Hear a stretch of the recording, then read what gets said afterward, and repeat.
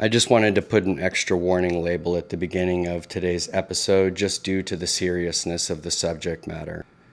After another tragic death in the news from what's been labeled the Benadryl challenge, I felt like now was probably the best time for me to share my experience with Benadryl, or more specifically, diphenhydramine. Diphenhydramine is one of the most potent drugs on the face of this earth, and it's just on the shelf for anyone to be able to grab. I feel like this medication should either be banned entirely or placed behind the pharmacy desk for people who are 21 and up to be able to purchase if needed. These were some of the most hellish experiences I ever put myself through, and I strongly hope you heed my warning.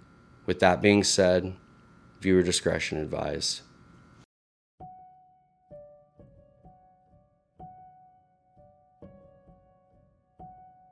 Being older now, I see why my parents wanted to live so rural. As police officers, they were battling their own demons from their encounters on the street, and in some way, this was probably just their form of finding peace and sanity in their own life. It was a 35-minute drive to town, which meant I rarely ever left, especially if I was in any sort of trouble. Usually I'd buy whatever drugs came into town and would spend my nights alone, obliterated, staring down at the small town lights in the distance. My parents worked nights and commuted a long way to get there, so most days were just me and my little sister alone at our house in the hills. Boredom had gotten the best of me, to the point where I would take almost anything to escape my skin just for a second. One night I was searching what over-the-counter drugs in my cabinet might get you high, when I came across these bizarre stories of people taking large amounts of Benadryl to hallucinate. So naturally, being young, dumb, extremely reckless, I went straight for the medicine cabinet. I read 3 stories and instantly thought I was an expert, as I did most things back then. He took 16, so I'll start with 8, I thought to myself, as I popped the pink Benny capsules out of the foil. I look in the bathroom mirror. Well, here goes nothing. I swallow them down and avoid the reflection leering back. I laid on the bed and threw on Paid in Full. For the desired effect, one would need to take a large enough dose and fight the urge to sleep. You wait long enough, though, eventually strange things would start to happen, and I guess part of me didn't believe it was real. How could one of the most dangerously potent hallucinogens on the planet ever be available on the shelf in any grocery store? Not much happened this first time I took it. I felt an extremely overwhelming body load, but ultimately couldn't stay awake. That next weekend, I talked my parents into allowing me to go to the valley, so I figured I'd try again that Friday when I got into town. Only this time, I would take the full 16. My buddy Jay had just picked me up in North Bend to stay at his place for the weekend. Poor guy had no idea what he had gotten himself into. Well, neither did I suppose. Just before he had arrived, I ingested around 500 milligrams of the pink Benny capsules as we hopped in his car and I let the anxious waiting game begin. We drove to the local McDonald's to meet a few friends for the night, while I sat in the passenger seat on pins and needles. Jay, clearly irritated he now had to babysit me for the night. Once we arrived and walked inside is when I really noticed things began to change. My limbs felt like they weighed 1,000 pounds as a wave of nausea and anxiety came over me, and the entire world around me began to vibrate uncontrollably. I've made a horrible mistake, I thought to myself, only to have Jay respond, "Why? What's wrong?" Had I just said that out loud? As I sat there, blankly staring at a life-size statue of Ronald McDonald, he suddenly turned to me with a demonic, Pennywise-like smile, stood up, and walked in the bathroom. I leaned over to Jay in a shaky voice. "It's time to go." We grabbed our stuff to head outside and immediately got surrounded by like 2 carloads of people. They jumped out and hastily approached me, screaming in my face. For a few weeks prior to this, I was convinced I was some sort of tough guy and had made enemies with my girlfriend at the time's ex. He had heard I was in town and came to pay me a little visit. He took one look at me in my altered state and showed me sympathy. He probably thought it wouldn't have been much of a fight, so he thankfully let me slide.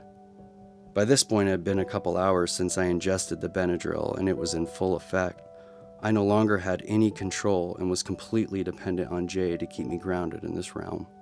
Narrowly escaping, I staggered out to the car, on the verge of throwing up. I look up to the dark forest in front of me and saw a couple tall, dark, shadowy figures walking aimlessly in and out of the trees. A constant nagging feeling of dread was ever present during the entirety of this trip, and it was far from over. We hopped in his car to start making our way to my girlfriend's house. I lived an entire lifetime on that drive, drifting in and out of delusional hallucinations. I no longer knew what was real and what wasn't. I lit a cigarette and sat back in a hypnotized-like state, staring out the window, the lights outside disorienting and making me even more sick. I turned to Jay to tell him to unlock the window, but Jay was no longer there. In replace was just a shadowy black figure with no features. I closed my eyes to get away from it, and I must have dozed off. I was awoken by my mom. She was screaming my name. Both her and my dad were now in the back seat, and it was daytime out. "You're high again, aren't you? Seriously, when are you ever gonna learn? You're gonna die. Die." She screamed right in my face. I woke up back in the car with Jay just as we were pulling in to park. I got out of the car and saw a field of glowing neon flowers all around me. I thought, I'll pick one for my girlfriend. But when I leaned down to grab it, my hand went straight through it. It was times like these that were the only ones that made me realize that I had even taken something. We got inside and my girlfriend was both instantly pissed and worried. I couldn't really blame her, so I sat there on her stairs with her in my face saying God knows what. It was like when the words don't line up on a movie, I just couldn't process those words. I also remember my phone ringing a couple times. I'd pick it up, but there'd be no one there. By this point, my girlfriend was done with us and wanted us to leave. Taking the cue, Jay grabbed me and helped me to the car. We decided to head home for the night. I was done.